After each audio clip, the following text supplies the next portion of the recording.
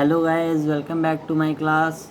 In this video, we study chapter 4 class 9th physics.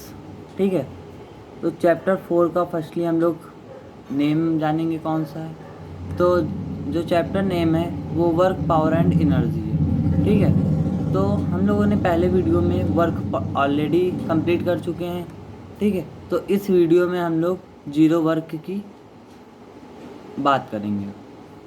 तो zero work क्या होता है तो इसके बारे में जानेंगे। तो जो जीरो वर्क डन होता है वो तीन तरह के होते हैं। कितने तरीके के? तीन तरीके के। जो पहला तरीका है वो है फोर्स इज ज़ीरो, यानी फोर्स अगर ज़ीरो होता है तो वर्क डन जो होता है ज़ीरो होता है। तो फोर्स इज ज़ीरो पढ़ेंगे हम लोग। तो क्या होता है इसका कंटेंट देखते हैं।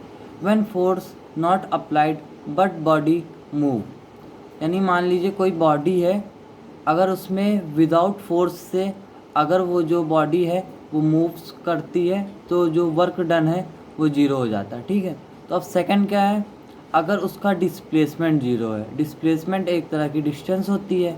ठीक है, तो force applied but body not move, यानी कि अगर फोर्स अप्लाई किया जाए यानी फोर्स लगाया जाए लेकिन बॉडी ना मूव हो।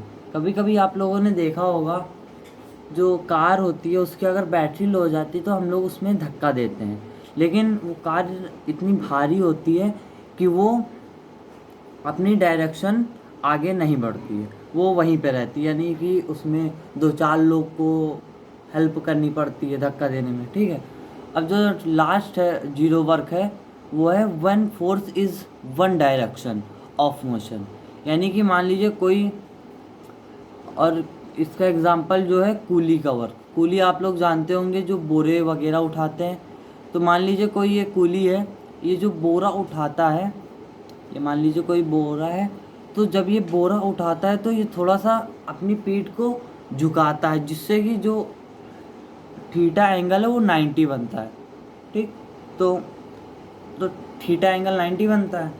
ठीक है, तो अब हम लोग पहला एग्जांपल के द्वारा पहला वर्क डन समझते हैं। तो ये देखिए जो एग्जांपल है ये जीरो वर्क डन का है। ठीक, तो stone fall from mountain due to earthquake. Earthquake जानते हैं आप लोग, अर्थक्वेक जो होता है भूकंप होता है। कभी कभी आप लोग देखे होंगे जब रेनी सीज़न में जब भूकंप आता है तो बहुत सारी चीज़ें हो जाती हैं। ठीक, जैसे कि ये मान लीजिए कोई माउंटेन है, अगर ये हिलेगा तो ये मान लीजिए यहाँ पर कोई स्टोन है तो ये नीचे फॉल होगा विदाउट फोर्स लगाए, यानी कि इसमें हम लोगों ने फोर्स नहीं लगाया तब भी ये बॉडी जो है मूव हुई। तो अब फिर से डिफिनेशन की तरफ हम लोग चलते हैं। तो डिफिनेशन क्या थी, व्हेन फोर्स नॉट अप्लाइड, यानी फोर्स ना लगाया जाए और बॉडी जो है वो किस में आ जाए, वर्क में आ जाए। तो वही यहाँ पे हो रहा है, विदाउट फोर्स जो बॉडी है वो वर्क कर रही है। ठीक, अब सेकंड देखते हैं। ये मान लीजिए कोई मैन है, ठीक, ये इसमें पुश कर रहा है, मतलब ये बैटरी लो हो गई है मान लीजिए कार की, तो ये इसमें धक्का लगाएगा जिससे कि ये आगे बढ़ेगी। लेकिन ये कार इतनी वेटेज हो जाती है कभी कभी कि ये अकेले धक्का नहीं लगा पाता है, तो इसमें दो चार लोगों की हेल्प की आवश्यकता होती है, यानी कि नीड होती है। तो इसलिए ये फोर्स लगाएगा लेकिन जो बॉडी है नहीं मूव होगी, तो इसलिए जो वर्क डन होगा वो जीरो होगा। अब डिफिनेशन इसी की देखते हैं हम लोग। तो इसकी डिफिनेशन थी फोर्स अप्लाई, मतलब फोर्स तो अप्लाई किया जाए यानी फोर्स लगाया जाए लेकिन जो बॉडी है वो मूव ना हो। ठीक, तो इसका एग्जांपल हम लोगों ने देखा भी अभी। अब हम लोग का जो लास्ट जीरो वर्क है वो हम लोगों ने एग्जांपल लेंगे कूली का।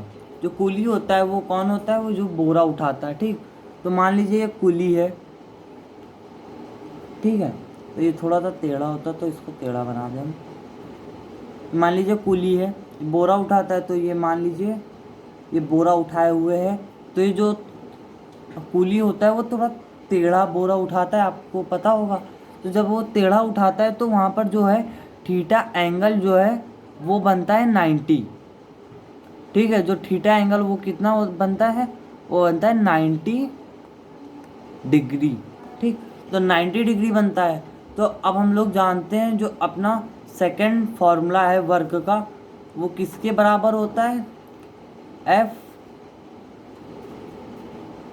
F multiplied by S. S जो है वो डिस्प्लेसमेंट है, मल्टीप्लाइड बाई कॉस थीटा। तो यहाँ पर कॉस थीटा जो है 90 है, तो नीचे लिख दिया, जो कॉस थीटा 90 है तो यहाँ पर 90 डिग्री लिख दीजिए। और अब हम लोग को पता होनी चाहिए कॉस 90 की वैल्यू, जो कॉस 90 की वैल्यू होती है वो होती है 0।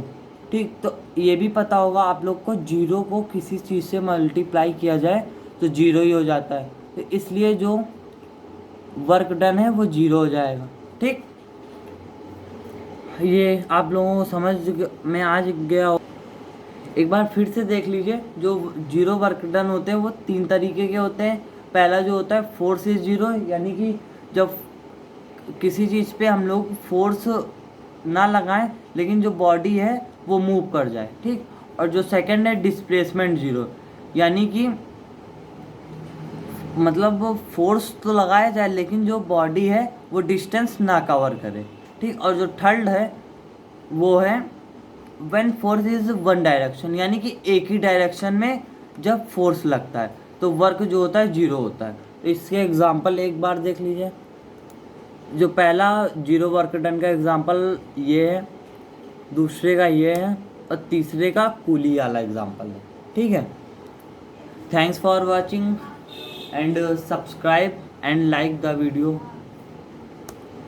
और अगर आपको वीडियो अच्छी लगी हो तो लाइक कर दीजिएगा, और वीडियो के साथ जुड़े रहने के लिए चैनल को सब्सक्राइब करिएगा। Thank you.